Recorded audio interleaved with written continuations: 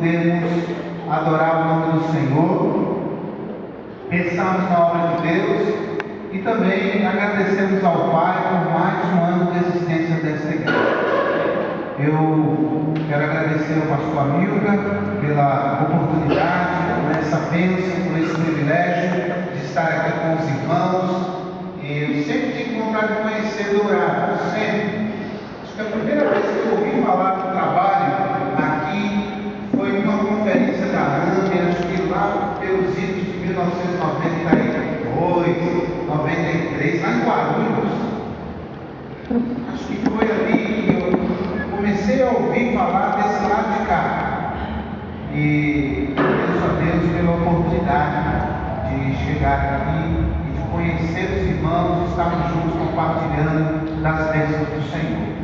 Eu sou pastor há 19 anos, estou no meu segundo ministério, trabalhei numa cidade do ABC Paulista chamada Santo André. Quem já ouviu falar? Santo André, bastante gente, a cidade de Santo André, e trabalhamos lá por 10 anos e meio, pastoreando aquela igreja. Trabalhamos antes com meu cunhado, pastor Marcelo França, alguns conhecem aqui, e trabalhei com ele os primeiros 3 anos, auxiliando, fui ordenado. Um ano depois chegamos lá, depois de sair dele, a igreja nos convidou para assumir. E agora, dia 28 de junho, para 8 anos nós estamos trabalhando na primeira igreja batista bíblica de Cidade Ademar, ao lado do pastor Josué Pereira Félix. Pastor Josué, agora no mês de maio, ele completou 51 anos à frente da igreja. Uma bênção, ele está com 77 anos, vai fazer 78 anos, se eu não estou enganado. É isso mesmo, vai fazer 78 anos agora, dia 13 de outubro. É um homem de Deus, pastor Amilcar conhece ele, serve do Senhor, honrado, fiel. E eu tenho sido galardoado com esse privilégio de trabalhar ao lado desse homem de Deus. Sou pernambucano, tem algum pernambucano aqui? Confesso o pecado, nenhum pernambucano. Sou pernambucano e casei com uma mineira. Fui estudar no seminário em Belo Horizonte e conheci uma mineira lá, casamos e agora em fevereiro completamos 20 anos de casado. Eu sei que o pastor Amilcar é mineiro. Tem mais algum mineiro aqui? Pastor, só o senhor mineiro aqui. Tem povo de Manaus, tem povo da Alemanha. E não tem um pernambucano para contar a história, além de mim. Temos 2 filhos, eu e Márcia, o Guilherme, 17 anos, e a Bia Beatriz, de 9, vai fazer 10, mês que vem. Eu digo sempre que eles dois pegaram a beleza da mãe e a inteligência da mãe também. Pegaram tudo da mãe. Mas só o dedinho do pé meu, o resto é tudo da mãe. Mas Deus não faz nada errado, Deus faz tudo certo. Como manda o figurino. Nós estamos aqui para pensarmos sobre esse tema: Deus proverá. A palavra de Deus revela coisas, revela detalhes a respeito do caráter de Deus. O que nós conhecemos de Deus, conhecemos mediante a palavra do Senhor. E a palavra de Deus apresenta determinadas facetas do caráter de Deus, dos atributos de Deus, através da maneira como Deus se apresenta. Por exemplo, Deus é apresentado na Bíblia como Jeová Jireh, o Deus da provisão, o Deus que supre as nossas necessidades. Por isso o tema, falando a respeito de missões, e nós vamos no domingo aqui fazer o levantamento do novo alvo para missões neste ano, é o Deus que provê as necessidades da obra do Senhor através de nós, é o Deus que provê as nossas necessidades, é o Deus que tem provido as necessidades dessa igreja ao longo desses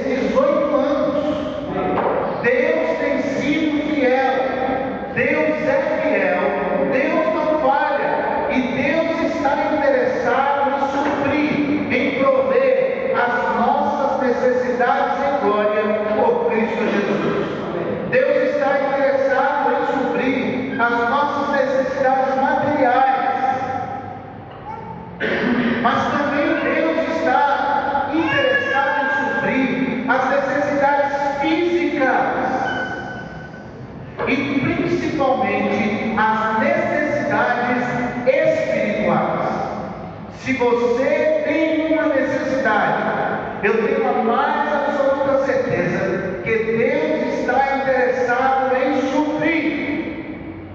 A mais importante delas é a salvação, que só há na pessoa maravilhosa do Senhor e Salvador Jesus Cristo. Essa é a grande necessidade humana, e essa igreja tem se esforçado a trabalhar ao longo dos 18 anos para propagar Jesus. Ele é o supridor, aquele que por meio do seu sangue supre a salvação de todo aquele que crê. E nós, como igreja, estamos envolvidos em projetos missionários no Brasil e fora do Brasil, para que outras pessoas possam ter essa necessidade vital suprida. E o resto que Deus supre é bênção da salvação, é misericórdia, é graça do Senhor e Salvador Jesus Cristo. Esse texto, irmãos, tem estado no meu coração no último ano. Eu tenho lido, relido, eu tenho ensinado, eu tenho pregado sobre essa passagem. E ela esconde aqui alguns fatos importantíssimos para quem quer ver o Senhor Deus suprindo as suas necessidades, suprindo a sua vida, como disse, suprimento material, físico e espiritual. Pedro já conhecia Jesus. Se nós voltarmos um pouquinho para o capítulo 2 do mesmo evangelho de Lucas, para o capítulo 4, versículos 38 e diante, nós vamos ver que Jesus já conhecia, ou que Pedro já conhecia Jesus. Ele já tinha tido um contato com Jesus. Jesus havia curado a sua sogra. E por isso ele já tinha uma noção do que Jesus podia realizar, do que Jesus podia fazer. Mas ele certamente não podia imaginar que Jesus iria suprir uma necessidade tão pessoal de Pedro e daqueles pescadores que com ele estavam.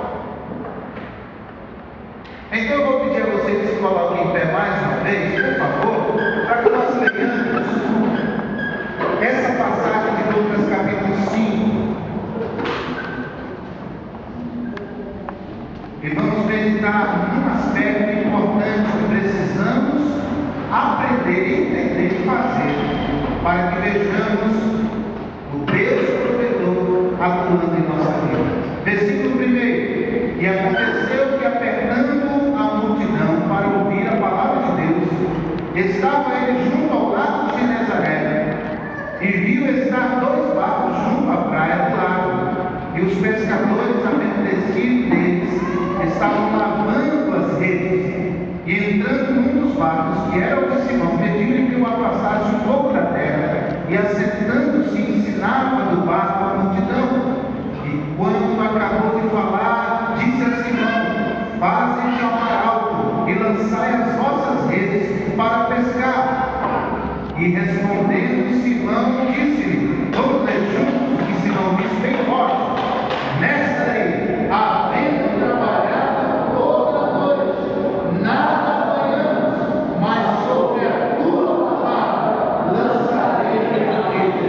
E fazendo assim, colheram uma grande quantidade de peixes, e rompiam-se-lhes a rede, e fizeram sinal aos companheiros que estavam no outro barco, para que os fossem ajudar, e foram e encheram ambos os barcos, de maneira tal que se iam a pique.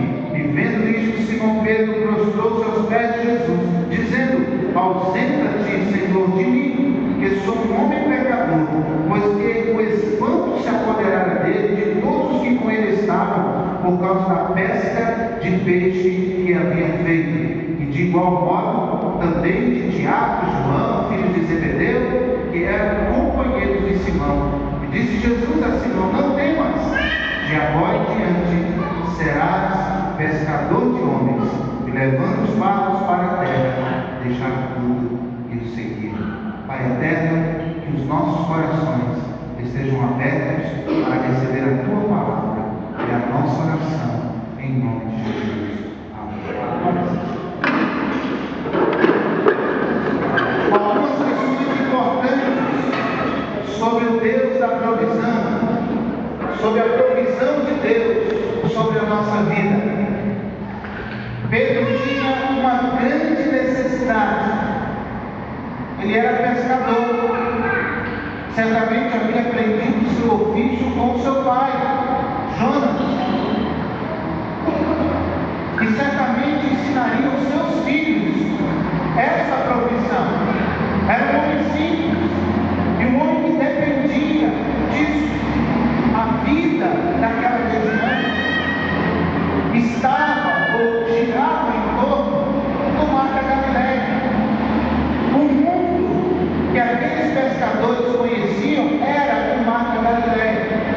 Hoje, o Mar da Galileia tem 10 quilômetros de largura, de comprimento com 20 de largura.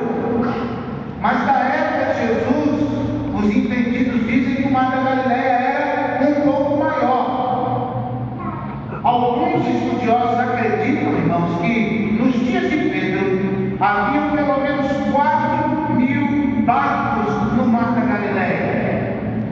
Era uma concorrência muito grande em busca do pescado. E Pedro tem uma grande necessidade. Por quê? Porque eles tentaram apanhar peixe a noite toda, lançaram a rede e tudo o que pescaram talvez era alga do fundo do Mar da Galileia, talvez lixo, talvez cabeça de peixe. Era isso que eles pescaram. Foi uma noite frustrante e Pedro estava se sentindo extremamente fracassado juntamente com seus companheiros de pesca. Tanto é que nós percebemos a frase de Pedro: Senhor, tentamos a noite toda e nada apanhamos. Estava se sentindo profundamente frustrado, profundamente fracassado por não ter conseguido. Não sabemos que hora é essa, a hora do encontro de Jesus com Pedro. Jesus ia ensinando as multidões vinham apertando, até que ele chega na beira do Mar da Galileia e pede emprestar o barco de Pedro e começa a ensinar as multidões. E a Bíblia diz no verso 2 que os Pedro e os pescadores, havendo descido dos barcos, estavam lavando as suas redes. Preste atenção, que nos próximos dias a gente vai falar muito sobre essa expressão: estavam lavando as suas redes. Mas enquanto lavavam as suas redes, eles ouviam a palavra de Jesus, eles ouviam o ensinamento de Jesus. E por isso Pedro diz: nada apanhamos, mas sobre a tua palavra lançarei. É importante que você ouça a palavra de Jesus, porque Jesus é o Deus que supre as nossas necessidades. É o Deus supridor. Para que possamos investir na obra missionária, para que possamos investir na obra dessa igreja local, para que possamos suprir as nossas necessidades familiares, as nossas necessidades profissionais, as nossas necessidades pessoais, profundas, necessidades que não são físicas, muitas vezes necessidades emocionais. Ouvir a palavra de Jesus é tudo para que tenhamos o suprimento de Deus sobre a nossa vida. E a primeira lição que a gente aprende nessa história de Pedro com Jesus e do suprimento de sua necessidade é que, para que sejamos supridos pelo Senhor, nós temos que aprender a superar os nossos fracassos. Preste atenção. Para sermos supridos por Deus, nós temos que aprender a superar os nossos fracassos. Porque é bem verdade que uma hora ou outra,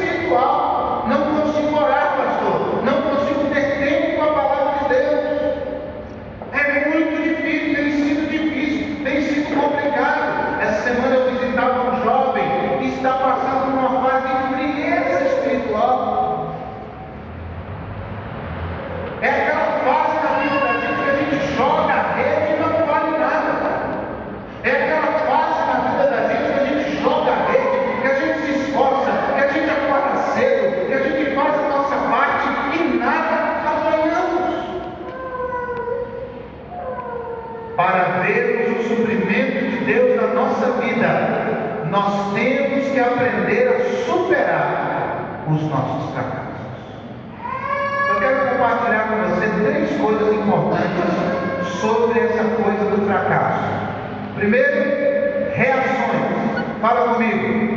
Reações. Segundo, verdade. Fala comigo.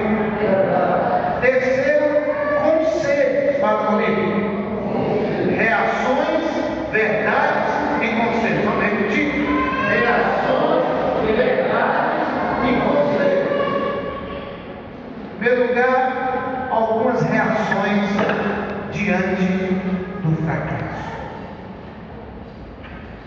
Primeiro, diante do fracasso, algumas pessoas se acomodam. Pedro, lançai as vossas redes para pescar. E Pedro podia dizer: vou não, sem chance. Aliás, o que o senhor entende mesmo? O senhor é carpinteiro. Eu não entendo nada de pescaria. De pescaria entende, de peixe entende eu. Pedro, lançai as vossas redes. E nós encontramos muitas vezes, vida afora, pessoas que diante do fracasso se acomodaram. Ei, pastor, não dá mais certo. Eu já cansei de jogar minha rede, pastor. Eu não tenho apoiado nada. A vida sorri para os outros, pastor, mas para mim não. A vida é generosa para os outros, pastor, mas para mim não. Parece que tudo acontece comigo e nada na minha vida obtém sucesso, nada. Diante do fracasso, muita gente se acomoda. Uma outra reação diante do fracasso: diante do fracasso, alguns desistem. Diante do namoro que fracassou, eu já encontrei pessoas que não conseguem nunca levar o namoro adiante. E aí ficam revoltadas, assim: pastor, sabe uma coisa? Não vou mais gostar de ninguém. Não vou mais gostar, meu coração está fechado, pastor, para os outros. Pessoas que desistem. Eu não vou, eu cansei de conversar com meu filho. Eu não aguento mais. Haja conversa. Eu estava falando hoje com o John, né? Eu tenho um filho de 17 anos. Com 17 anos, adolescência, os hormônios, a flor da pele. E eu falo lá com os adolescentes, até semana passada, pregando num encontro de adolescentes das igrejas. Eu disse para ele: hormônio de adolescente crente não é crente. Hormônio de adolescente crente não é crente. É uma luta, é uma dificuldade. E haja conversa, e haja vida aberta. A gente não pode se cansar, a gente tem que insistir, mas alguns desistem.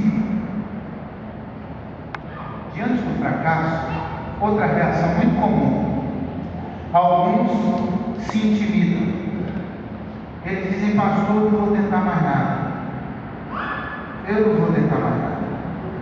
Eu já conversei com gente que dizia assim: pastor, pior que eu tentei. É uma desculpa para dizer que não vai continuar. Pior que eu tentei. Ninguém tentou mais do que eu, pastor. Ninguém investiu mais do que eu, pastor. Ninguém trabalhou mais do que eu, pastor. Eu duvido que alguém tenha tentado mais. Mas quer saber uma coisa? Eu cansei. Eu não mexo mais com isso.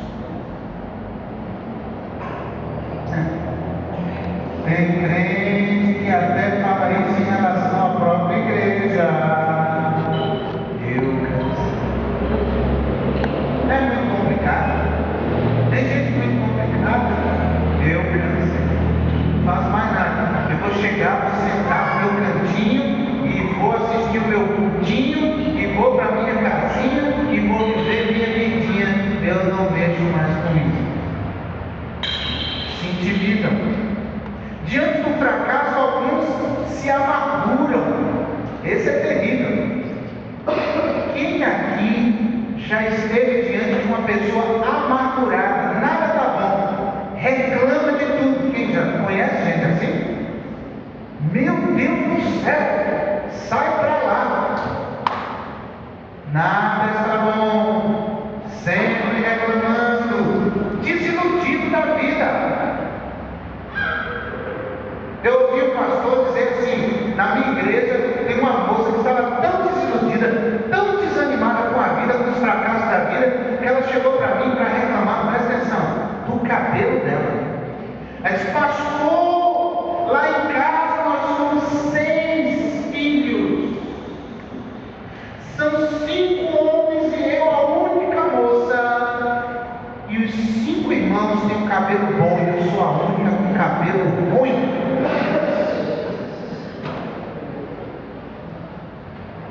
Isso aí é desilusão.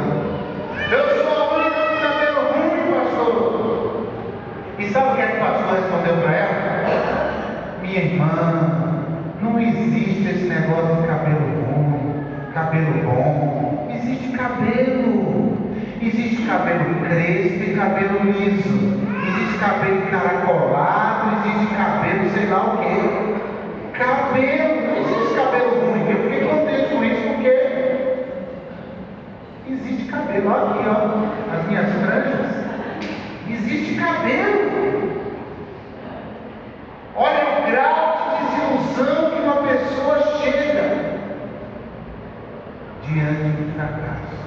Como é que você reage diante dos fracassos? Diante das impossibilidades, diante das dificuldades, diante das tentativas? Qual é a sua reação? Eu falei de reações. Qual era a outra palavra? Já esqueceram, né? Qual era a outra palavra? Verdades. Estou lembrando. Verdade sobre o fracasso. Primeiro, fracassos são inevitáveis. Não vai adiantar reagir negativamente diante do fracasso, porque isso não tira você da beira do mar da Galileia, isso não leva você para lá para o alto do mar, isso não leva você a jogar sua rede e vestir de peixe, não leva você a nada. Vai ficar ali na beira do mar chorando, reclamando e chora. Fracassos são inevitáveis. Eu e você já fracassamos em alguma coisa, é verdade ou não é? É inevitável.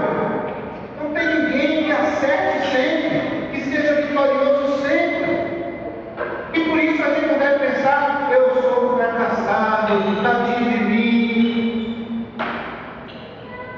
E tem gente que torce por uns times de futebol que é muito difícil. Ah, cai para a segunda divisão, volta para a primeira. É uma luta. E não estou me referindo a nenhum time do seu governo. Nada a ver com o time aí que tem um nome na Bíblia.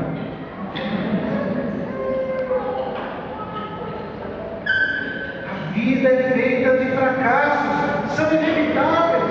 Outra verdade sobre fracassos: fracassos não são objetivos, fracassos são subjetivos. É uma questão pessoal. O que é fracasso para mim pode não ser fracasso para você. O que é fracasso para você pode não ser fracasso para mim. Conta-se que foram fazer uma entrevista para o inventor da lâmpada elétrica, Thomas Edison, e perguntaram para ele assim: ô senhor Edison, como é que o senhor se sentiu todo esse tempo com tentativas frustradas em descobrir como é que a lâmpada elétrica podia funcionar? Como é que o senhor se sentiu fracassando em tantas tentativas? A resposta do senhor Edison foi: fracassando? Eu? Não fracassei nenhuma vez. Eu só descobri 2.000 maneiras de como é que a lâmpada elétrica não funciona. Já pensou que coisa interessante? Que maneira de enxergar. Não foram 2.000 fracassos, foram 2.000 descobertas de como é que a lâmpada não funciona. subjetivos. Fracassos não são objetivos. Como é que você vê o seu fracasso? Como é que você vê as suas quedas? Como é que você vê as suas dificuldades? Como é que você enxerga os seus problemas? Como é que você enxerga as portas que se fecham diante de você? Como é que você enxerga os seus fracassos? Como é? Muitas vezes a gente precisa mudar. A gente precisa mudar de atitude. Como é que você vê a sua história e os fracassos na sua vida? Pedro lá lavando as redes e ouvindo a palavra de Jesus. Fracassos são inevitáveis, são objetivos, subjetivos, não objetivos. Fracassos não são irreversíveis, graças a Deus. Fracassos não são irreversíveis. Vamos dizer isso juntos? Fracassos não são irreversíveis. Ih, pastor, não tem mais jeito. Não é assim. Tem um ditado lá em Minas, terra da minha esposa, que diz assim: não importa quanto leite você derramou, você não pode perder a vaca. Isso não é lindo? Não importa quanto leite você derramou, você não pode perder a vaca. O leite derramou hoje, mas amanhã cedo, 4 da manhã, eu estou lá de novo ordenando que eu vou ter leite no meu balde. O problema é perder a vaca. Mas se tem vaca, vamos de novo. E lá está Pedro, dizendo: Senhor, tentamos a noite toda, mas sobre a tua palavra lançarei a rede. Eu fracassei na tentativa dessa noite, mas o Senhor está me mostrando que é possível, eu vou lançar de novo a rede. Fracassos não são irreversíveis. Tem uma outra frase, deve ter sido o Paulista que falou essa frase: o fracasso é uma taxa que pagamos pelo sucesso. O fracasso é uma taxa que pagamos pelo sucesso. Faz parte. Ajuda a gente a crescer. A Bíblia diz, através de Paulo, Romanos capítulo 5, que a tribulação produz. Tribulação produz. E segundo Paulo e a palavra de Deus, a tribulação na vida do crente produz coisa boa, produz paciência, produz experiência, produz esperança. A tribulação produz. Fracassos não são irreversíveis. Michael Jordan, simplesmente o Pelé do basquete, o maior jogador de basquete da história, numa entrevista, olha como ele vê o fracasso, não é irreversível. Numa entrevista ele declarou o seguinte, eu vou ler para vocês. Ele disse o seguinte, olha: errei mais de 9.000 cestas, perdi mais de 300 jogos, em 26 finais de partida fui encarregado de lançar a bola que definiria a vitória do meu time e falhei. 26? E falhei.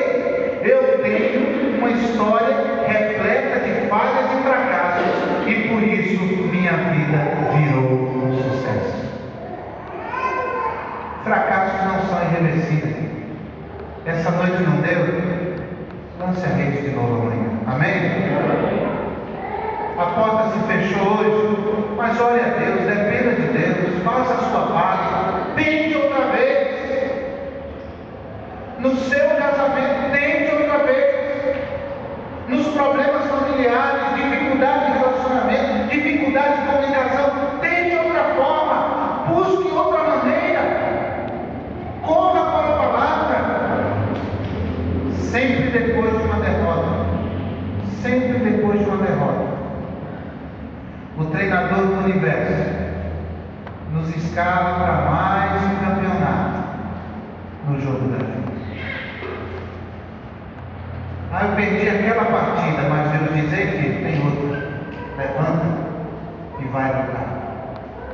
outra vez. Corra atrás. Eu gosto muito de uma passagem de Jó. Abra comigo. Jó 22, 26 a 30. Jó 22, 26 a 30. Jó 22, 26 a 30. Acompanhe comigo, por favor. Porque então te deleitarás no Todo-Poderoso e levantarás o teu rosto para Deus. Orarás a Ele e Ele te ouvirá, e pagarás os teus votos. Determinarás tu algum negócio e ser-te-á firme, e a luz brilhará em teus caminhos. Quando te abater, então tu dirás: haja exaltação, e Deus salvará ao humilde e livrará até ao que não é inocente, porque será libertado pela pureza de tuas mãos. Acho fabuloso, sobretudo o verso 29. Quando te abater, então tu dirás: haja exaltação. Tem uma outra versão que diz assim: quando te abateres, então tu dirás: para cima. Haja exaltação. Para cima. É do alto que vem a solução, amém? É do alto que vem a salvação. É do alto para cima. Está em Deus a solução. Está em Deus a possibilidade de recomeço. Fracassos não são irreversíveis. E recomeçar é uma escolha. Escolha recomeçar. Escolha recomeçar. Mesmo depois de fracasso. Esse ano não deu vestibular, eu vou de novo. Fui fiel a Deus na minha vida financeira, eu vou voltar a ser fiel. O meu dízimo, a minha oferta missionária, eu vou de novo. Para cima, meu irmão. O Criador do Universo quer que você tente outra vez. Que você recomece, mesmo apesar dos fracassos. Falamos de reações, falamos de verdades, e a última palavra qual é? Conselhos. O que a gente pode receber de conselho em relação ao fracasso? Tentei a noite toda e nada apanhei. Primeiro conselho: apesar do fracasso, decida recomeçar. Amém? Versículo 5, está lá. Respondendo Simão, disse: mestre, havendo trabalhado toda a noite, nada apanhamos, mas esse mais é duro. Mas sob a tua palavra lançarei a rede. Recomeçar é uma escolha. Escolha, recomeçar. Recomeçar é uma escolha. Escolha. Ebenezer, recomeçar é uma escolha. Escolha é recomeçar. Vamos dizer essa frase? Só que você fala o seu nome bem forte. Vamos lá? Eu vou dizer: Ebenezer, recomeçar é uma escolha. Escolha é recomeçar. E você fala o seu nome. Vamos lá? Ebenezer. A frase. Vamos lá, gente. Fala bem forte. Vamos lá. Ebenezer, recomeçar é uma escolha. Escolha é recomeçar. Está desanimado? Está quebrado? Acha que não tem mais jeito? Que isso? Nosso Deus é o Deus da provisão.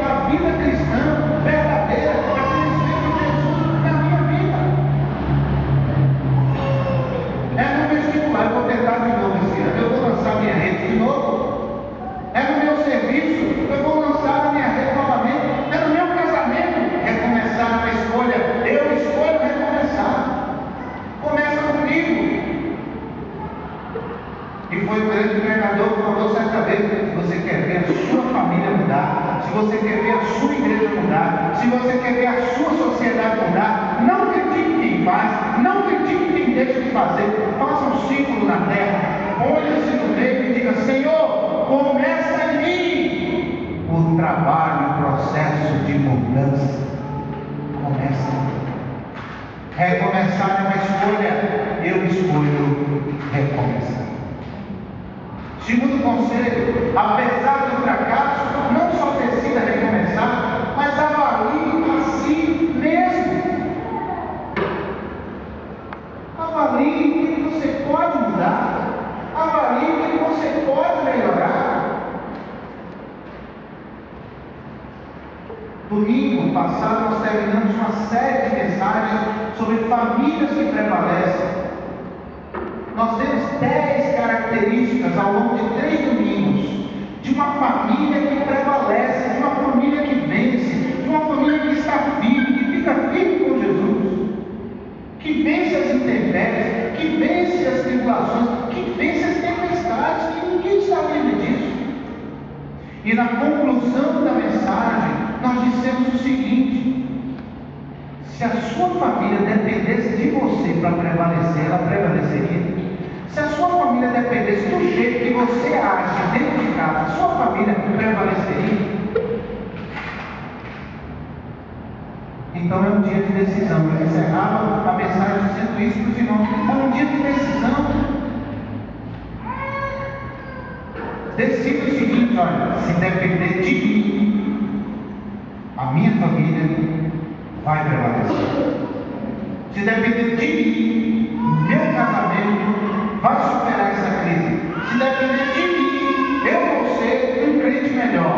Se depender de mim, eu vou ser mais fiel. Se depender de mim, eu vou orar mais. Se depender de mim, eu vou estudar mais a palavra do Senhor. Se depender de mim, eu vou ser melhor. Porque a gente está sempre esperando que o outro, não sou eu. Decida. Olhe para dentro de você. Como é que eu posso melhorar? Eu estou fracassando. Que erros eu estou cometendo? Que falhas eu estou tendo? Onde é que eu estou errando? Avalie a si mesmo. Terceiro, apesar do fracasso, trace um novo rumo. Versículo 4. E quando acabou de falar, disse a Simão: faze-te ao mar alto e lançai as vossas redes.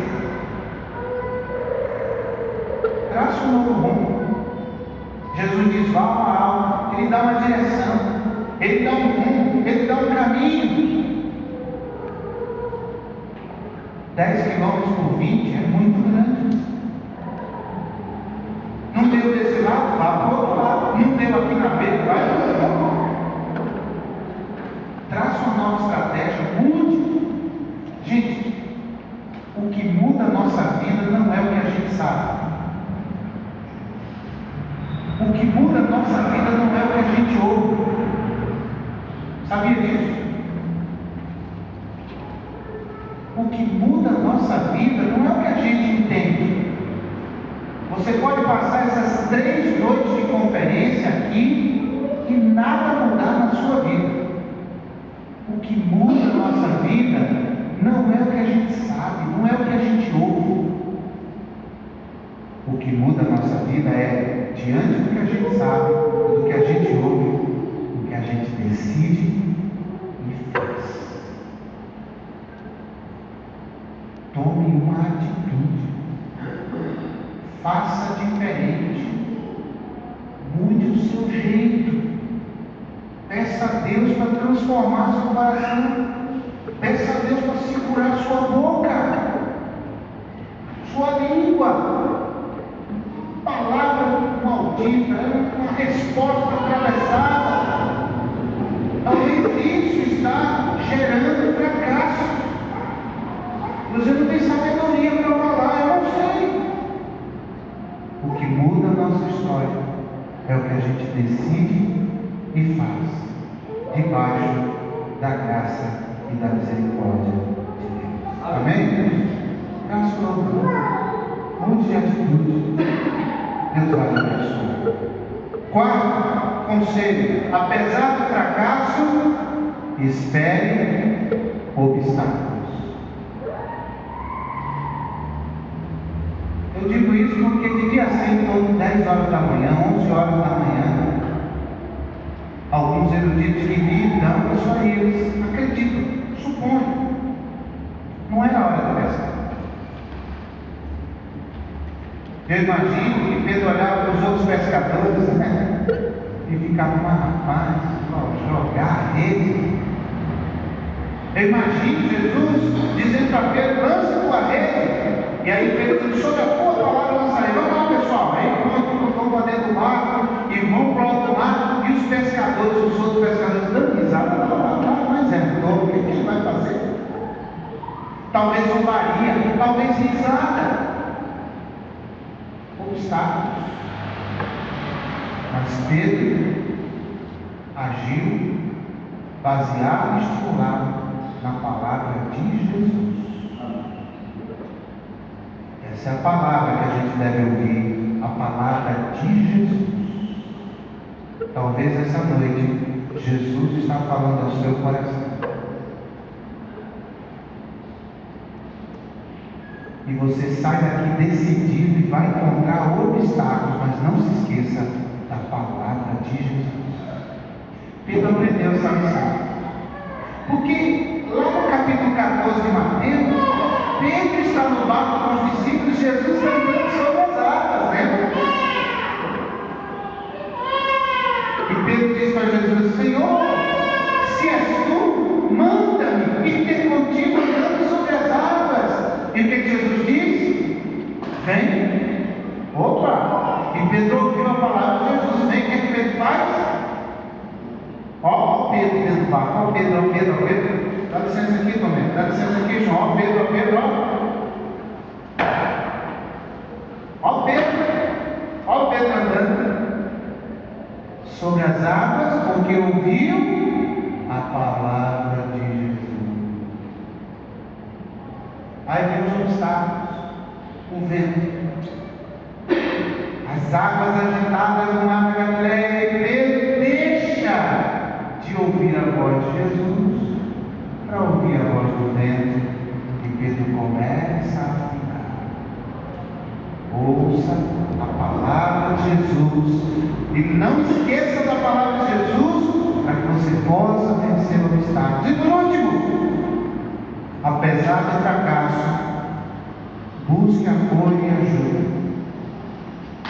Toda vez que você fracassar, tem pessoas que riem, tem pessoas que zombam, mas tem pessoas que ajudam.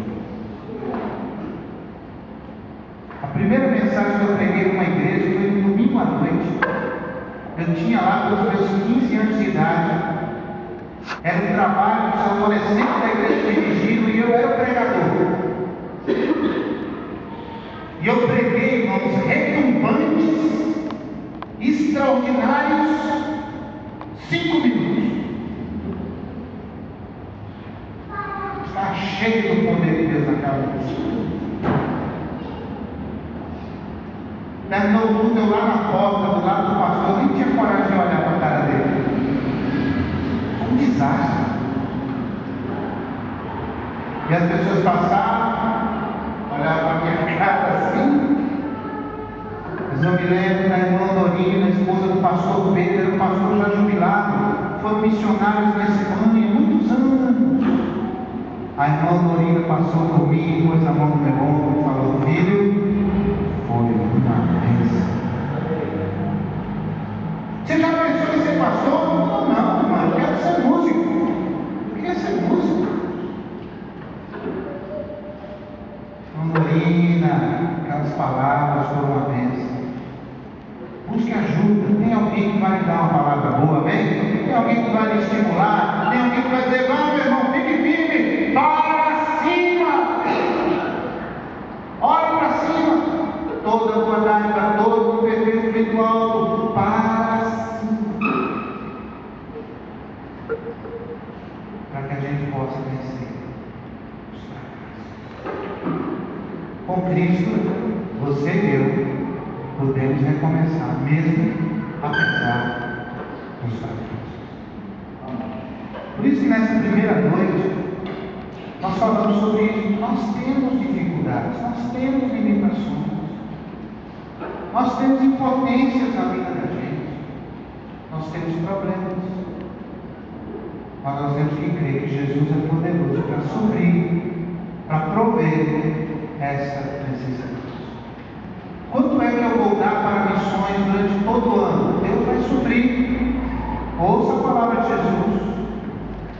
E na sua vida familiar, sua vida profissional, na sua vida social, na sua vida espiritual, nosso Deus é poderoso para suprir a sua necessidade. Talvez você é um daqueles que já se cansou. Eu já tentei, chega. Mas a palavra de Jesus é: lance sua rede mais uma vez, jogue sua rede mais uma vez. Tudo é possível. Amém? Vamos curvar as nossas cabeças, vamos falar com o Senhor. Pai querido, nós queremos colocar nossas vidas diante do Senhor. Talvez estamos como aqueles discípulos desanimados, sentindo o peso dos nossos fracassos, lembrando das nossas dificuldades.